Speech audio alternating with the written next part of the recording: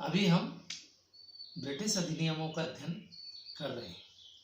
हमने पूर्व में regulating acts, Pitt's India act और भारत सरकार अधिनियम के बारे में पढ़ा।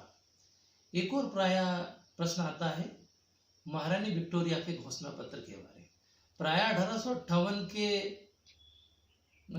अधिनियम को ही लोग महारानी विक्टोरिया का घोषणा पत्र समझते हैं और इसमें कंफ्यूज रहते हैं, परंतु यहाँ हम समझेंगे कि वो एक्ट था 1858 का अधिनियम और ये घोषणाएं थी जो कि इलाहाबाद में दरबार में पढ़ करके सुनाई गई थी। एक दरबार लगा था 1 नवंबर 1858 को इलाहाबाद में एक भव्य दरबार आयोजित किया गया और यहाँ पर महारानी विक्टोरिया जो कि इंग्लैंड की साम्राज्ञी थी उनकी घोषणाएं पढ़ करके सुनाई गई थी।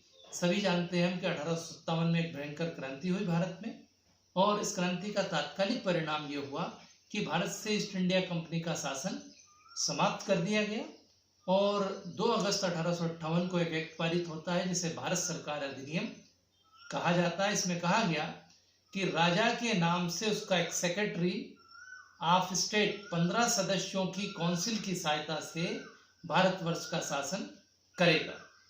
गवर्नर जनरल को वाइसराय का नाम दिया गया और 1 नवंबर को ये दरबार सजाया गया, उसमें घोषणा पढ़ करके सुनाई गई। आइए हम उन घोषणाओं को जानते हैं। ईस्ट इंडिया कंपनी का अंत।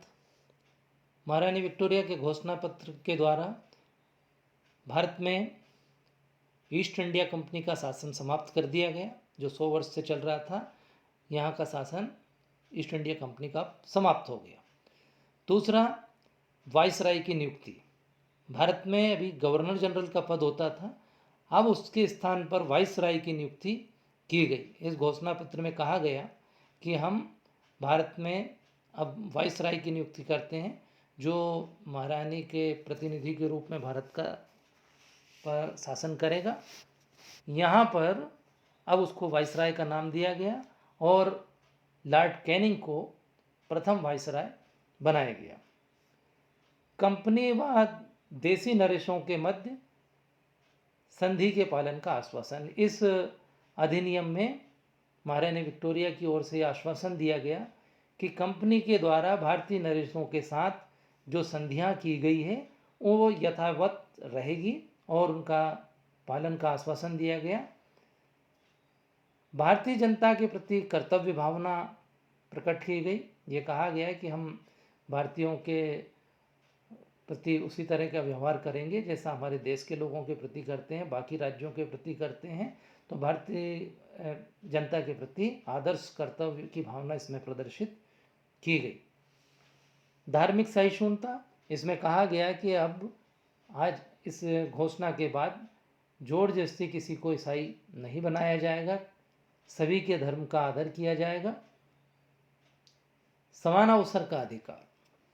इस घोषणा में कहा गया है कि आगे आने वाले समय में सभी लोगों को बिना किसी जाति, लिंग, नस्ल आदि के भेदभाव के बिना सभी को समान अवसर प्रदान किए जाएंगे।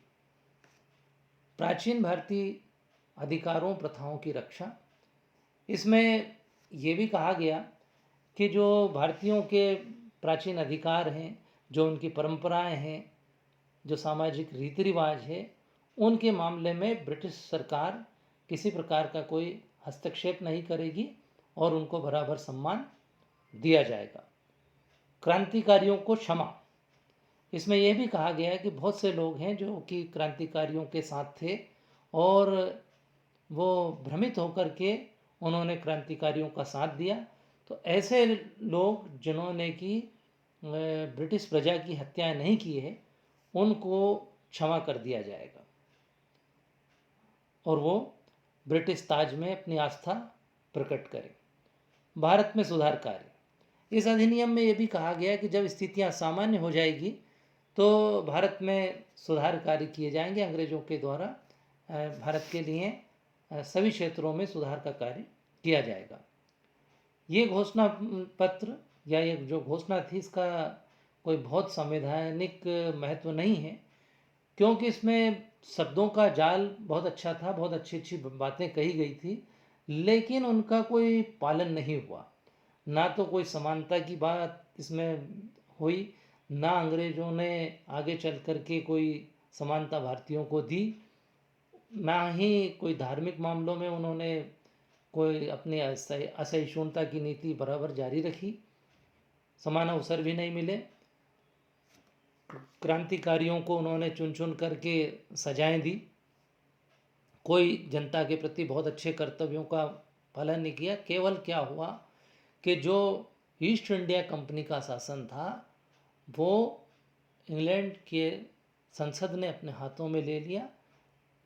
हजारों किलोमीटर दूर से भारत का शासन होने लगा और ये अवश्य हुआ कि अब एक संवैधानिक प्रक्रिया अवश्य शुरू हो गई। इसका ये लाभ अवश्य था।